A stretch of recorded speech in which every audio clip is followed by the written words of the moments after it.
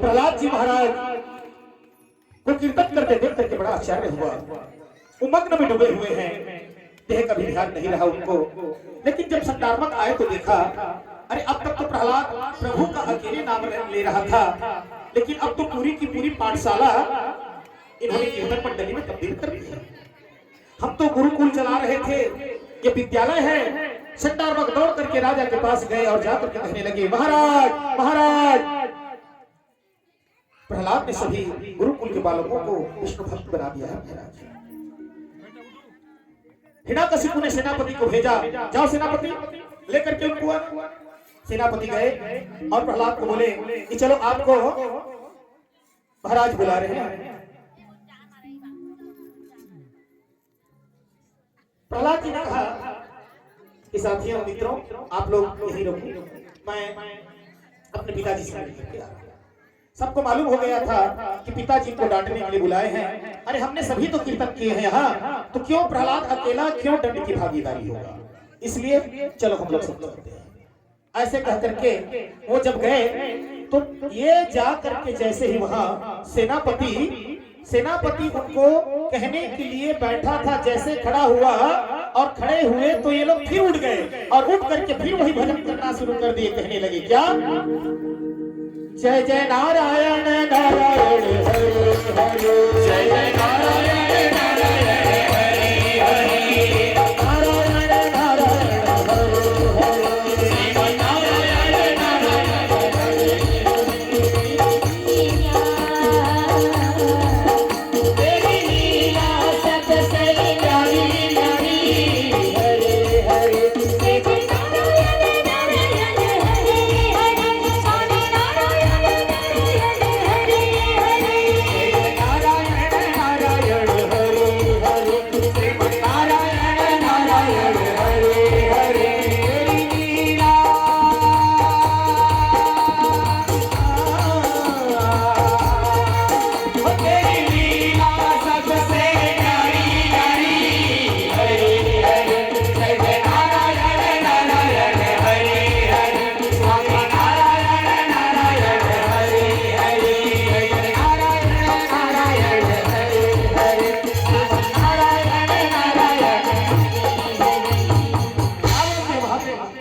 सेनापति भी तो एक क्षण के लिए वो भूल गया कि मैं तो इनको लेने आया हूँ, वो भी कर रहा था जय जय नारायण नारायण हरि हरि।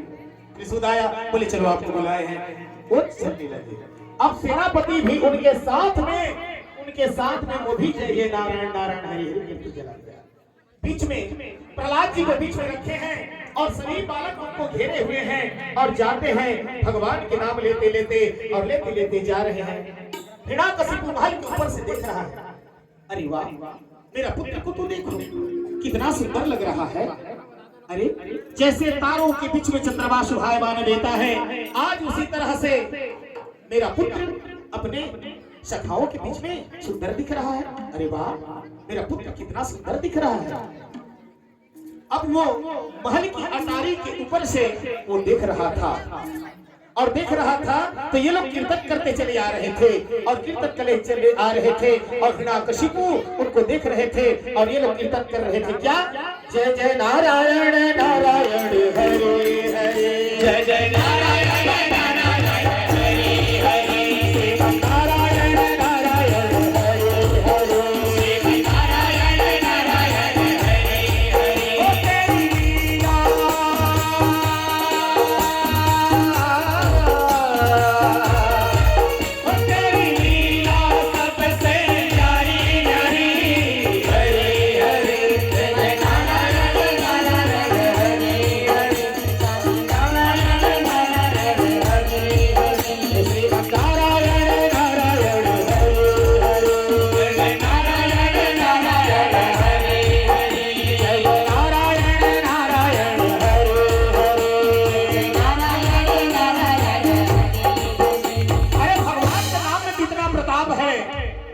कि जो एक बार भगवान का नाम संकीर्तन कान से सुन लेना तो कितना बड़ा भी पापी क्यों ना हो उसके हृदय से भगवान का नाम निकल जाता है। यही शब्द तो कीर्तन का शब्द हिरण्यकशिपु ने अपने कानों से सुना तो एकाएक वो भी कहने लगा, जय जय नारायण नारायण हरे हरे, जय जय नारायण नारायण हरे हरे, नारायण नारायण हरे हरे, नारायण नारायण हरे हरे, तेरी लीला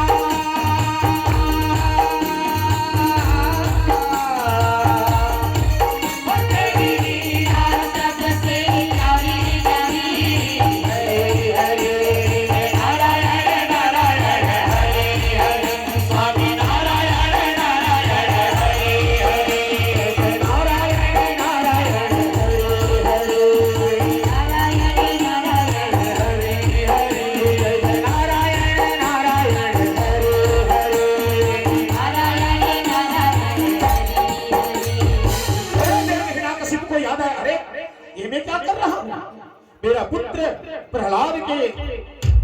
साथ में मैं भी विष्णु का भजन कर रहा हूं।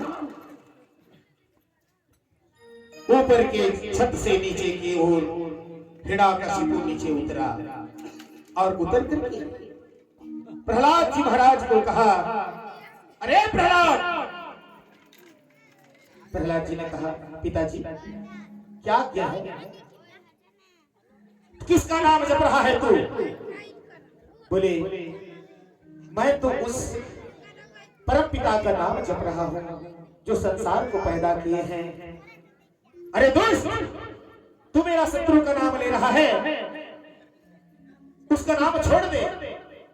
पिताजी, आप मुझे खाने को मत दो, कपड़े पहनने को मत दो, लेकिन मुझसे हरि का नाम मत छुड़ाओ पिताजी। हिरण्यकशिपु ने कहा, प्रहलाद, तो विष्णु विष्णु कहता रहता है ना, बता तेरा विष्णु कहाँ है? मैं तेरे विष्णु को तो विष्णु लोक में भी ढूंढ करके आ गया हूं। पिताजी, भगवान तो सभी जगह है, सब में भगवान है। तेरा विष्णु कहीं नहीं है। संसार में ना कोई विष्णु है, ना विष्णु नाम की कोई शक्ति है ही नहीं। ये बता, कहां रहता है तेरा विष्णु? प्रहलाद जी बोले, पिताजी, विष्णु तो सर्वव्यापक है। हरि व्यापक सर्वत्र समाना, हरि व्यापक सर्वत्र समाना, हरि व्यापक सर्वत्र समाना, हरि व्यापक सर्वत्र समाना, सेवक प्रकट होए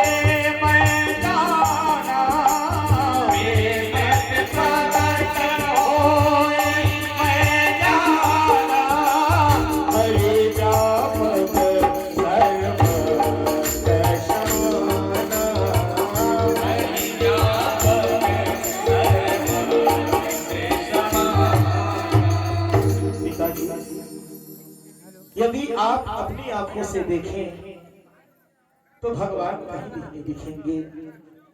पिताजी, आपका चश्मा और मेरा चश्मा में अंतर है। आप मेरी आंखों के चश्मा से देखो, यदि आप मेरी आंखों से भगवान को देखेंगे तो आपको सर्वत्र विष्णु का दर्शन होगा। तू कहता है तेरा विष्णु सर्वत्र है, तो तेरा विष्णु तेरे अंदर भी बैठा होगा। प्रहलाद ने कहा, मेरा भगवान आपके अंदर भी है, मेरे अंदर भी है। हिरण्यकशिपु ने कहा, क्या कहा मूर्ख? क्या तेरा विष्णु मेरा इस गदा में भी है? क्या मेरा खड़ग में भी है? प्रहलाद ने कहा, हाँ पिताजी, ये आपकी खड़ग में भी है, आपकी गदा में भी है। सुहम विकल्पमानस्य शिरः कायत्वाराणिते गोपाये करिष्वाध यस्ते शरणं देते। हिरण्यकशिपु ने कहा, प्रहलाद, तो क्या इस खंभ में भी तेरा परमात्मा बैठा है? बोली, तो मेरा वो मेरा सब मेरा समाया है। इस खड़ग मेरा, इस खंभ मेरा, सब मेरा समाया है। तो ठीक है, अगर इस खंभ में भी राम है तो देख तेरा विष्णु कहाँ है, उसको मैं अभी देखता हूं। और जोर से दौड़ा और एक मुष्टि प्रहार किया और सबसे उस खंभे का दो टुकड़ा हो गया।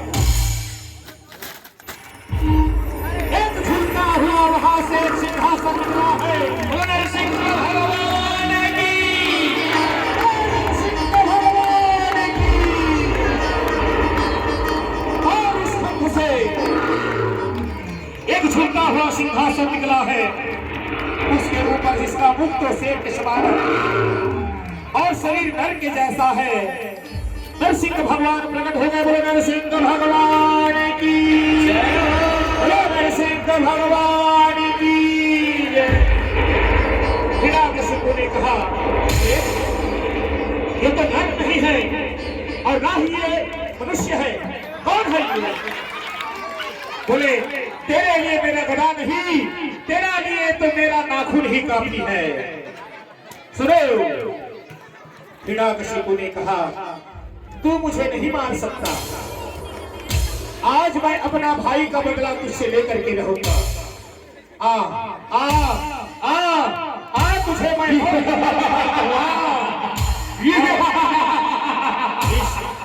आज उसको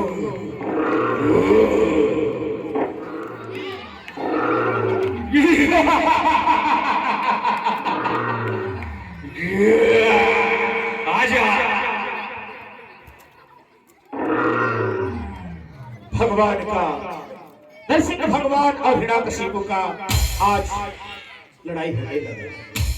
हिरण्यकशिपु कहता है कि तू चाहे विष्णु कितना छल कर ले, तू मुझे मार नहीं सकता। मेरे को वरदान मिला है ब्रह्मा से, ना मैं दिन में मरूंगा, ना रात में, ना सुबह मरूंगा, ना शाम को, ना 12 महीने में कुछ भी नहीं मरूंगा। भगवान ने कहा देख, मैं तुझे अपनी गोदी पर बिठाता हूं।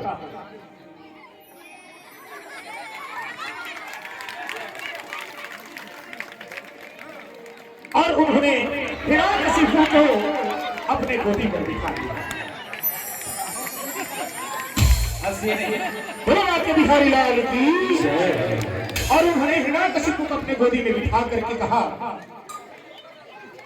देख, ना ये दिन है ना रात है, तो कौन सा समय है ये? संधि काल का समय, ये संध्या का समय है। ना तू ऊपर में है ना नीचे में है, मध्य जगह में है, मेरी जगह में है तू। तूने कहा था कि भगवान के बनाए हुए 12 मास में ना मरूं, तो तेरे लिए मैं अधिक मास प्रकट किया हूं, और उस अधिक मास को कहा जाता है पुरुषोत्तम मास। और फाल्गुन का जो मास था, उसमें वो फाल्गुन मास का 1 मास बढ़ा करके, और भगवान ने उसी में आज हिरण्यकशिपु को और उनके, देखो तूने कहा था कि मैं अस्त्र में मरूंगा ना शस्त्र में, तो देख ना ये मैं अस्त्र पकड़ा हूं ना शस्त्र, ये मेरे नाखून है, ना ये अस्त्र है ना शस्त्र। आज इससे मैं तेरा उदर विदीर्ण कर रहा हूं। और भगवान नरसिंह ने हिरण्यकशिपु का पेट फाड़ करके उनका आते निकाल ली, और निकाल करके उनकी आते माला बना कर बोलो बोलो नरसिंह भगवान की जय, बोलो नरसिंह भगवान की जय, बोलो नरसिंह भगवान की जय। नरसिंह भगवान के द्वारा उनका उदर विदीर्ण करने पर हिरण्यकशिपु तो नीचे में मरा पड़ा हुआ है। सभी देवता प्रार्थना करने लगे, लेकिन भगवान शांत नहीं हुए। किसी का हिम्मत नहीं था कि भगवान को कोई शांत कर दे। ब्रह्मा जी ने कहा प्रहलाद बेटा, ये किसी के नहीं सुनेंगे, तो जा, तू इसका भक्त है, तू ही इसको शांत कर सकता है बेटा, तू जा।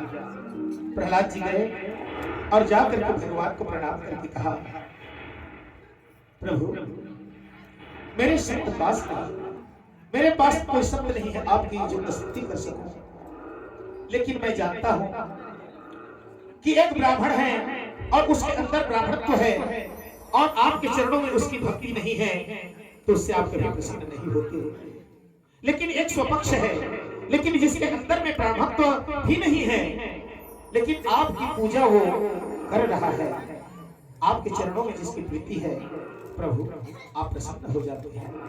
प्रभु, उस गजेंद्र ने ऐसी कौन सी भक्ति की थी? उसने तो केवल एवं एक कमल का फूल आपको अर्पण किया था।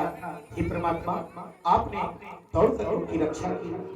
आज प्रभु आपने मेरी रक्षा की, मैं आपके श्री चरण कमलों में मैं प्रणाम करता हूँ, प्रणाम करता हूँ, प्रणाम करता हूँ। प्रभु जो गर्जना कर रहे थे, उस गर्जना को छोड़ करके सिंहासन पर उतरे हैं और नीचे कूद करके प्रहलाद को अपने गोदी पर बिठा लिया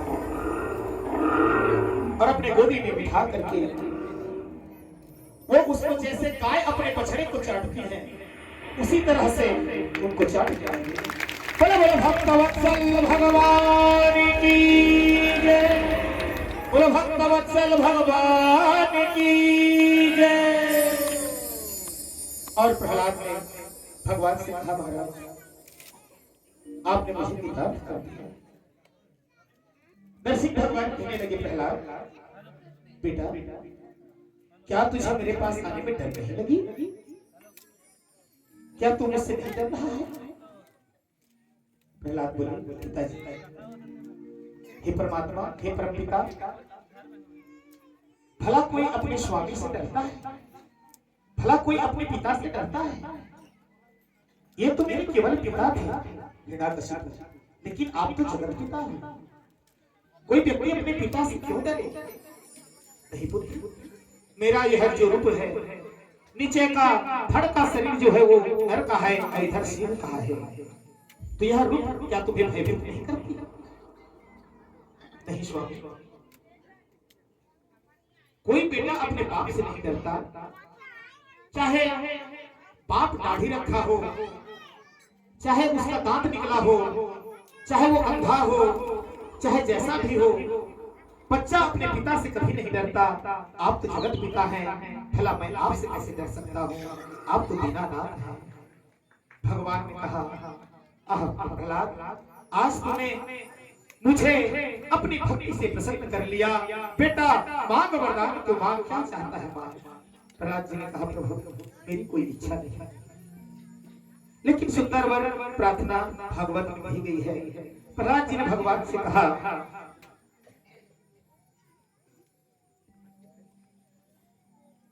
बोलो वृंदावन बिहारी लाल की जय। प्रहलाद जी ने कहा, भगवान आप मुझे मांगने के लिए कहिए, मैं जो सर्वस्व को प्राप्त कर चुका हूं, क्या मांगू भगवान? कुछ भी तो मांगो।